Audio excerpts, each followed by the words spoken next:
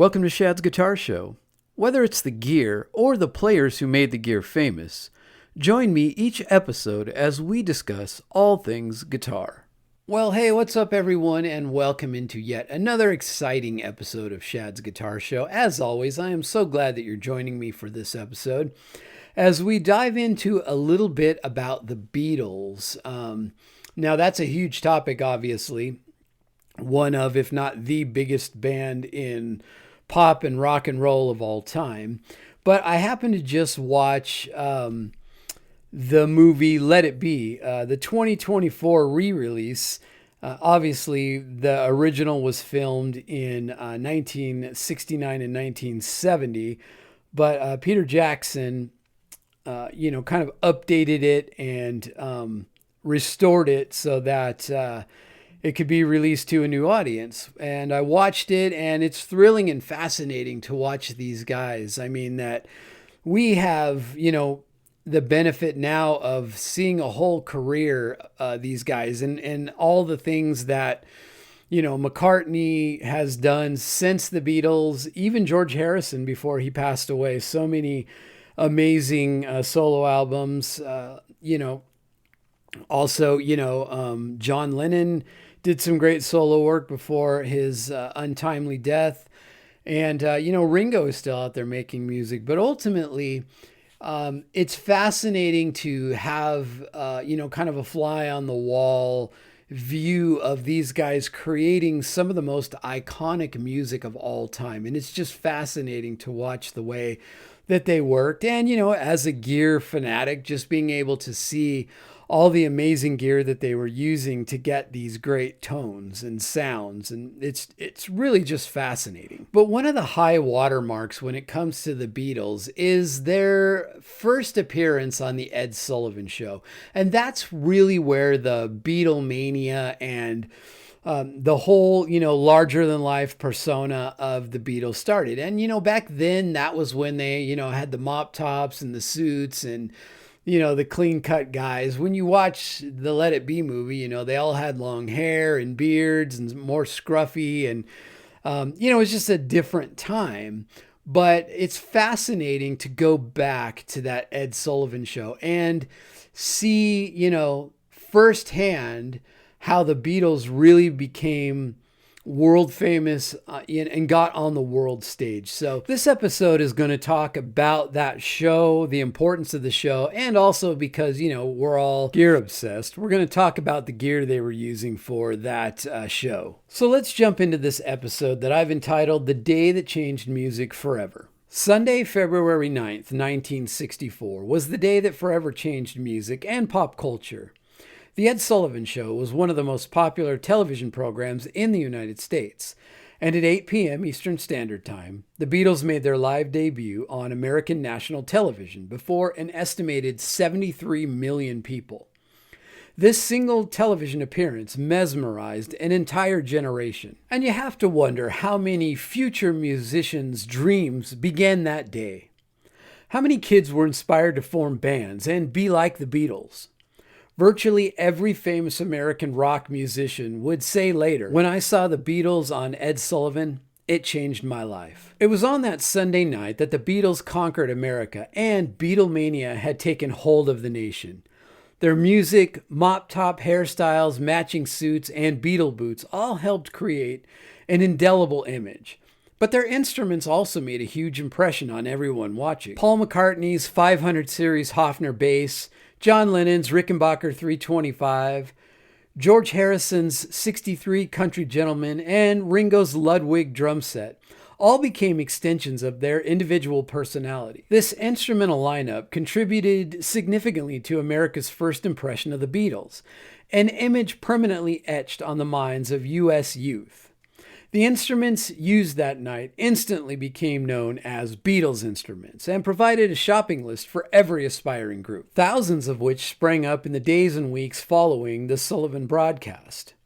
Gretsch, Hofner, Rickenbacker, and Ludwig could not have asked for a better advertising campaign, nor could they have imagined what the future held.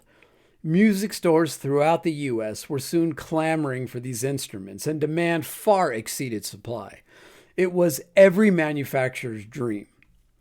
Prior to the group's arrival in the US, Capitol Records had orchestrated a large press campaign and media blitz to prime America for their coming. One shrewd businessman who saw an opportunity in the Beatles' invasion was Francis Hall, then owner and president of Rickenbacker Guitar Company. During the Beatles' stay in New York, Hall arranged a meeting with the group and presented a 12-string guitar to Harrison.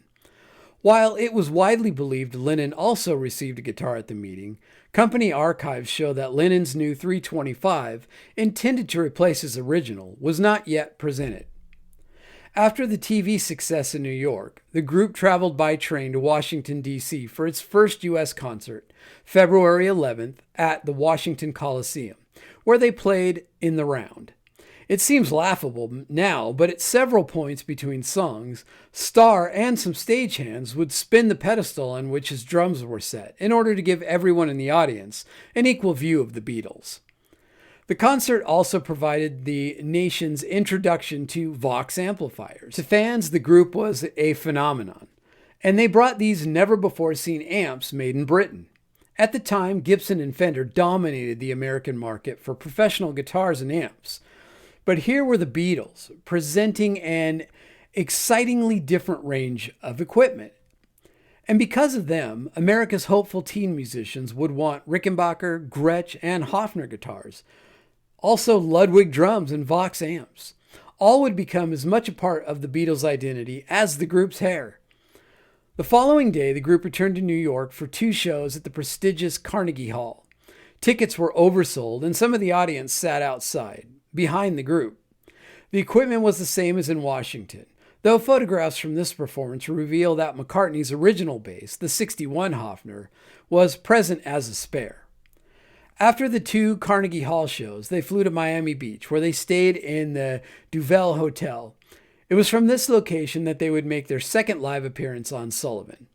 On February 14th and 15th, the group spent time relaxing, enjoying the weather in Miami, and rehearsing for their upcoming TV show. Photographs taken during the first day of the rehearsals in a meeting hall at the hotel reveal Harrison using his new Rickenbacker 360/12, McCartney his 63 Hofner, and Starr the Ludwig drum set. Lennon played the original 58 Rick 325, though he had by this time taken delivery of the new Rick.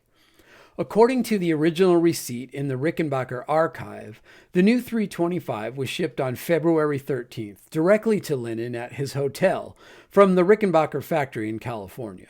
The following day's rehearsals on the show's set marked the first time Lennon played the new 325 with the group. So it was that on February 16th, the group made its second live appearance on American TV. Across the nation, an estimated 70 million viewers turned in. The Beatles performed She Loves You, This Boy, All My Loving, I Saw Her Standing There, From Me to You, and their hit, I Want to Hold Your Hand. Starr performed on his now famous Black Pearl Ludwig drum set, and the guitars that were used were the 63 Hofner 500 series, the new 64 Rickenbacker 325, and Harrison had 2 country gents, the first with screw-down mutes and the second with flip-up mutes. And of course, their Vox amplifiers were again set to the side of the stage.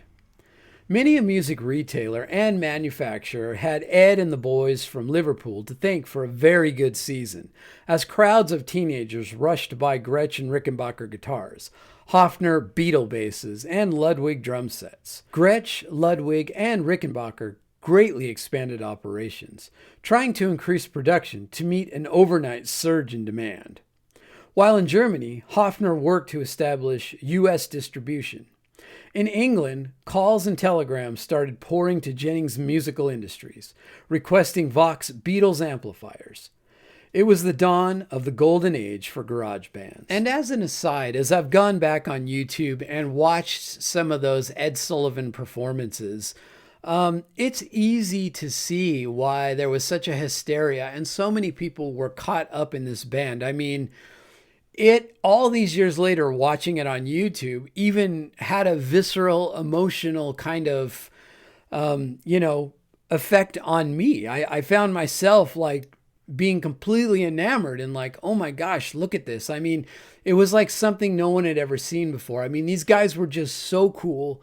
and so unique. And just, it's easy to, when you listen to all these young girls screaming, and you even see the camera pan around and there's middle-aged women screaming, and even guys, that are clapping and enthusiastic. And it just goes to show you that the Beatles had such a profound impact on people. I think their music is just multi-generational, multicultural, just everybody seems to love them, and they made such a huge contribution to music. And I think that hundreds of years from now, people will still be listening to this band. And as long as there are super fans of the band that are also musicians, they're going to seek out the instruments that were made famous by their heroes. Gretsch is always going to sell Country Gentlemen and 53 replica duo jets because George Harrison played them.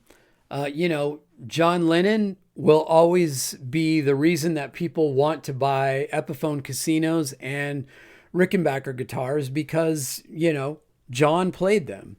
Drummers will always covet those vintage Ludwig kits. And of course, every bass player out there will, at some point or another, probably want to get their hands on a vintage Hofner Beatle bass, or at least some kind of reproduction of it, because as I was talking to my friend Chris about recently, John Lennon was one of the guys who absolutely revolutionized the way bass playing sounded. And I truly believe that the music that these four legendary musicians created, as well as the gear that they used, will live on forever. If you enjoyed this short exploration of the Beatles on the Ed Sullivan Show, and more in particular, the gear they used, make sure that you share this episode with a friend. And please, go right now and leave a 5-star rating and some feedback and a comment wherever you're listening to this. Also, once you're on YouTube later, make sure you go to Shad's Guitar Show and subscribe. And follow me on Instagram. I really appreciate the support. And as long as you guys keep listening, I'll keep talking about all things guitar.